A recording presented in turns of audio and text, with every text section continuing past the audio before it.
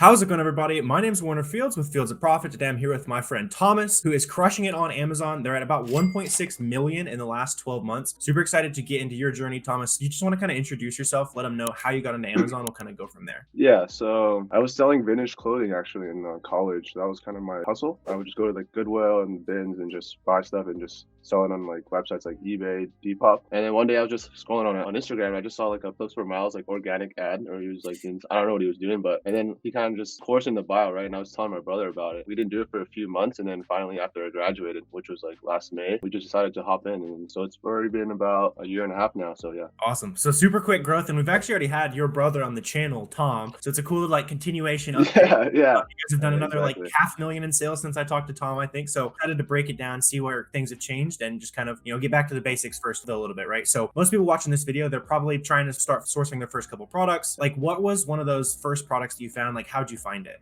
How did I find it? You just gotta look in the big websites. So I think our first product was these like Walmart like cooler bags, and yeah, they just made sense at the time because it was like around the summertime, so it just made sense, and we just bought it and we made like a few bucks on each one. Yeah, you're just getting that proof of concept. Are you buying online right away? Yeah, online right away. We haven't done much ROA in this whole business at all, actually. Gotcha. Some people would like start going to the clearance aisle, scanning stuff. What made Amazon, especially just like buying from Walmart.com, flipping on Amazon, what made that so much more interesting than you said you tried some other hustles? Like, what was like, oh, this is like a significant opportunity for you? Just like the scalability of it. Like, when you go on vintage shopping, like you can only buy one item and you have to take measurements for one item, take pictures for one item, right? But when you're selling on Amazon, you could buy, 20 to 50 to 100 units, and you don't even have to take photos. Like the listings already exist, and you just hop on as an additional seller, and you can sell, 20 units a day, 50 units a day, like I said, 100 units a day. Just like scalability of it. For sure. Yeah. So you're going to Walmart.com, you're sourcing that cooler bag, right? So Right. walk me through kind of the growth process. How long did it take you for things to start clicking? Like, what were those first couple months like? Did you crush it right away? Was it hard? Like, what'd you guys think?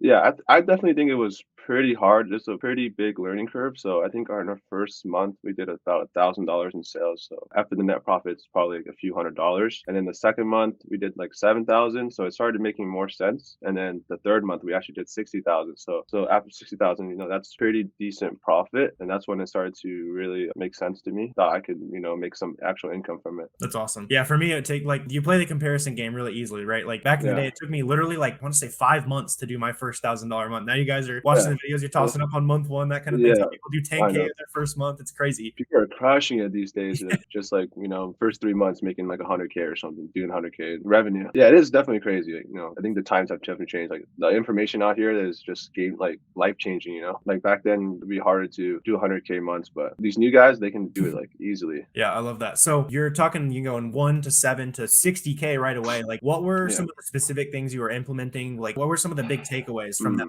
period? Yeah, so I'm a big FBM guy. I think FBM makes you learn the business faster. When you're sending stuff FBA, you won't understand how it sells until, extra 2 to 3 weeks turnover time. But when you're doing FBM, you can just buy it the same day, you get it in, and you can sell it the same week, and you can understand why the product works or why the product doesn't work. Yeah, for sure. So a lot of just like FBM kind of being able to just learn the ropes way faster. Was a lot of that 60K, was that mostly merchant fulfilled? Yeah, so for our business, basically all of 2022, so since May, we did, I would say 80% FBM. Like everything was FBM until like this January. Yeah, that's awesome. What made you want to start dabbling into FBA versus, starting FBM? I think just it comes to a point where, you can only do so much FBM. I mean, you can only drink so many energy drinks and throw stuff in bags right. Midnight, right. Yeah, and then when you have enough capital, you can wait longer to turn it over, right? And also a big part was that I live in California, so the 8% sales tax was just, getting a prep center is just kind of a no-brainer. Yeah, that's brutal. Like for me, I was paying almost 10% starting in Arkansas. Yeah, You work with that's the prep crazy. center, you pay them $1.50 a unit, you're saving time and money because you're paying 0% income. Yeah, exactly. You actually save money after like $15-16 buy cost or something, right? Something like that.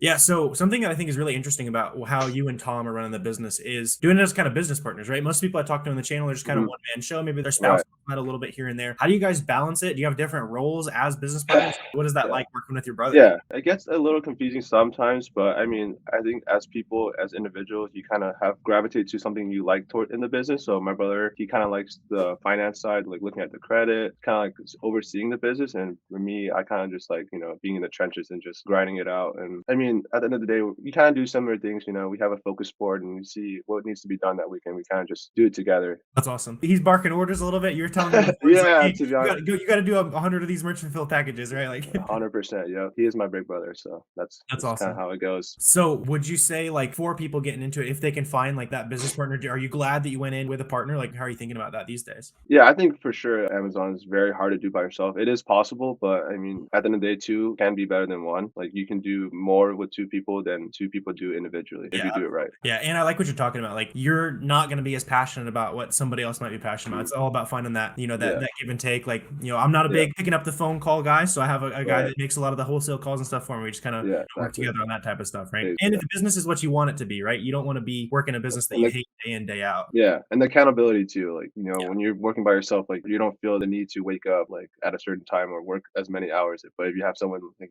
like looking over and saying, hey, well, he's working while you're not working, you kind of feel some kind of way. So definitely the accountability is, I think, a big factor as well. Awesome. Yeah. Yeah. And another thing I know you guys are super big on is networking, making friends in the community. Like, what has networking done for your business? Is it important for new Amazon sellers? 100%. Networking is like you can make so much more money, than sourcing because you have someone else sourcing with you, sharing leads. Like I know like two or three people where we share leads and we've made thousands of dollars. Just like one call. So That's awesome. Yeah. So how would you do it again if you were that new seller trying to make a couple Amazon um, friends? yeah, obviously just tweet. Like all I did was tweet. A few things FBM, or what I was thinking that day, and then people just reach out because people like to see who you are or know who you are. And I went to ASD and I met a couple of cool people. Yeah, just put yourself out there and people will reach out for sure. The community is pretty small in my opinion. Yeah, it's small, but like it's fun because we're theoretically all competitors. But like Yeah, the more we help yeah, each other out, the more you get it yeah. back, and like it, Right. it raises all ships, right? I Yeah. also like dropping the nugget on like going to trade shows and events and that kind of stuff. That's a super good way to just Right. really get to meet people. I got to meet you and Tom in real life Yeah, yeah. That was last cool. year at For ASD. sure. But yeah, Yeah, it's that was super dope. fun. Yeah. So another supernatural question I think people are going to be wondering, to do that 1.6 million in sales, like how much time are you guys spending on the business? I assume it's the full-time gig for both of y'all. Yeah, we definitely do it both full time. Doing the 1.6 mil definitely takes a long time. So I would say, I mean, these days, 6 to 7 hours, maybe even 8 to 10. At least in Q4, obviously. But I mean, you could do Amazon with if you do really focused work, you can probably do it 3 to 4 hours. But I think we spend like 6 to 7, and 3 to 4 of them are really focused. Cool. Yeah. So just a regular work day. Some people are minding it with the 9 to 5. Some people are grinding day in, day out. Yeah, Especially during Q4, those extra hours are worth way more yeah. money. So it makes a lot of sense to be kind of dumping that in there. So as you are kind of, trying to find balance with like everything else going on in life, right? Friendships, that kind of stuff. Like what kind of things have you tried to implement to, find that balance from the Amazon business? I know as an entrepreneur myself, like it's always back of mind, right? So what are some of those things that you're doing to like find balance? I think for Amazon, it's pretty easy. I mean, once you get your systems down, the beauty of it is that you can work whenever and wherever. So, I mean, you have like a birthday party, you can just take a few hours off and do that, or want to go out and exercise, and you can do that. You don't feel obligated to. Yeah, so going from the early days where you're going to Walmart.com and doing the merch fulfillment, that kind of stuff, how has your sourcing process evolved since then? Now that you guys have scaled, obviously, you're probably doing a little bit of reverse sourcing back in the day. Like, what's your methodology there? Yeah, so I definitely like manual sourcing now. Like you have the main websites you like to source from, and then maybe like the more obscure, smaller websites. But definitely a big one is just learning the sales cycles. Every website has their own cycle of sales. So once you can find out what it is, you can hit those on a continual basis. Awesome. Yeah, that's a big one, right? Is like as a new seller, you're gonna have no idea if you're popping open Yeah, Walmart.com or exactly. Nike.com. It's like, what am I looking for? So that's where you're just Yeah, kind of combining that knowledge, and then eventually yeah. you've looked through enough storefronts. It's like, oh, I know the types of products, and bang, here's a good sale to look Hmm. through. Yeah, so you're been able to kind of evolve that sourcing process, find those sites that you really love. What was along the journey? What was that like light bulb moment where it's like, oh man, like maybe it was a certain product or a certain sale you Yeah. stumbled upon. It was like, Hmm. oh man, this could be very significant. Like this could be my full time thing. I think it wasn't necessarily a product, but I think waking up one day and just checking my SellerAmp, and I did 1,000 in sales, right? That was mind blowing to me. So, and I told myself if I could do this one day in my sleep, I could do it every day, 30 days a month, 365 days a year. Yeah, Yeah. that was kind of my Waking moment. up, waking up to $1,000 in sales is not bad. Mine is Yeah, very similar. I went on a cruise. I shipped a bunch of stuff in beforehand, got off the cruise. You got back in your yeah, stuff. Just like, holy, I made like 3 or 4 grand while I was gone. Like Yeah. those eye-opening moments are super fun. So if you guys are watching this video, you've got one of those eye-opening moments, I'd love to hear what that is. If you guys want to drop that down below as well, it'd be super cool. So as you were getting into Amazon, obviously there's tons of great information, tons of misinformation out there. What was one of those misconceptions that you had that just turned out to just completely not be true? I think a lot of people, show their wins and show how successful they are, but it's not really all sunshines and rainbows. There's plenty of things that can go wrong. Deactivations recently. Listings can get deactivated as well. Accounts. There's a lot in the shadows that makes Amazon kind of scary, and it's For not really, sure. like I said, all sunshines and rainbows. Yeah, absolutely. There's always going to be like platform risk and that kind of stuff. It's just Mhm. kind of the nature of the game, unfortunately. But we always try to be super open and honest on that kind of stuff. Yeah. Hopefully, none of you guys watching this video are getting hammered with that kind of stuff. But a nice benefit of this stuff that I've been seeing going on lately, I don't know if you've seen this, but there's like a lot of lower seller counts because there's way less like counterfeiters and that kind of stuff going around. So I Yeah, think it's yeah, going to be a way more profitable Q4. It's just yeah. kind I of think so. some Yeah, legit sellers getting hit with stray bullets, unfortunately. I agree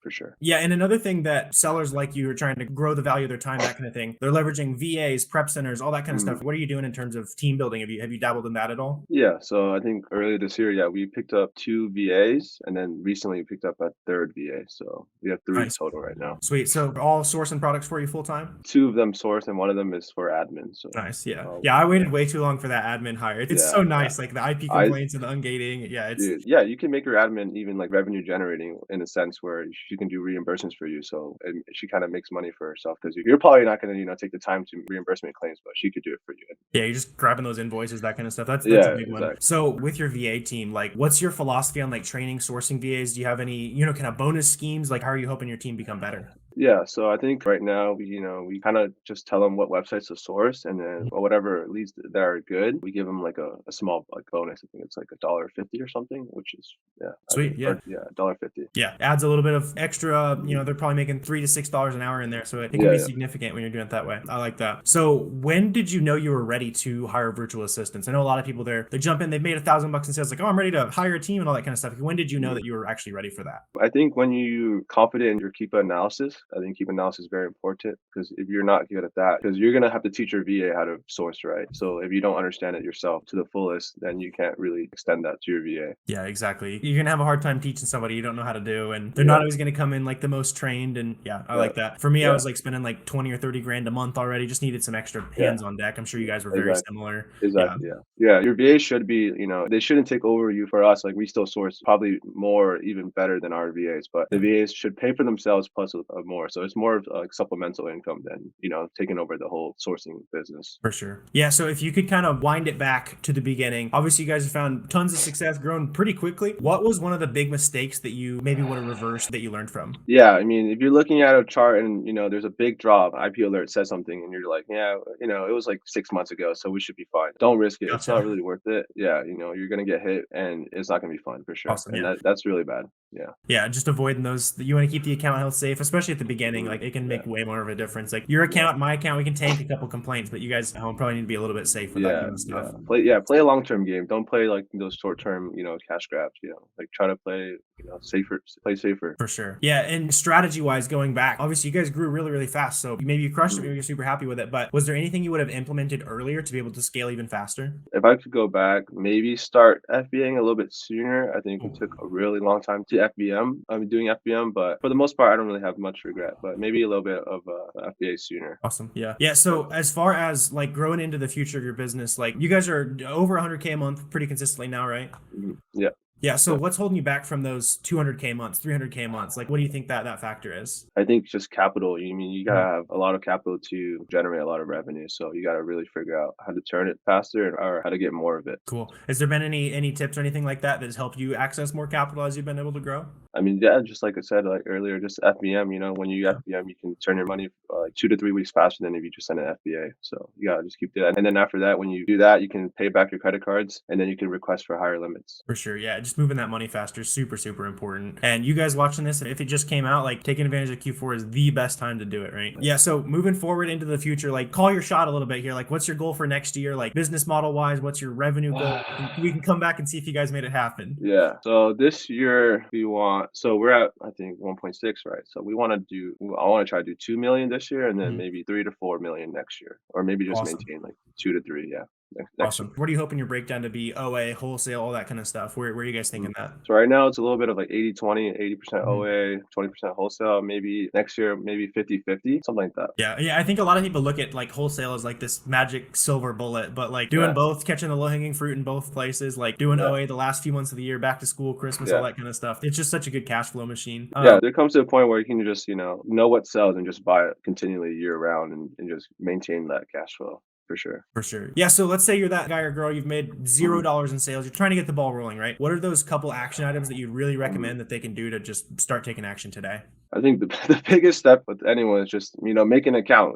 I think a lot of people that want to start, but they don't even make an account first. But do that, and then just go around your house and just see all the used items that you can sell on Amazon. Just try to list those FBM and see if they can sell. Yeah, I love that. The old books you got sitting around, they've been collecting dust for years. You might as well Yeah. test out a new business concept with it. That's awesome. You can sell a bunch of used stuff on Amazon, like not even Yeah, just books, yeah. like the most random things you could sell used on Amazon. It's crazy. Yeah, when I was getting started out, we made a ton of money selling like VCR DVD combos. Wow, Like yeah. I thought those were done 20 years ago, but Yeah, that's they're crazy. collectible, something like that, right? That's awesome. Yeah, super good kind of breaking down your journey as a seller, Thomas. Excited to see you guys keep crushing it. If they're watching this video, they want to reach out to you, toss you a follow on Twitter, that kind of thing, where can they find you? Yeah.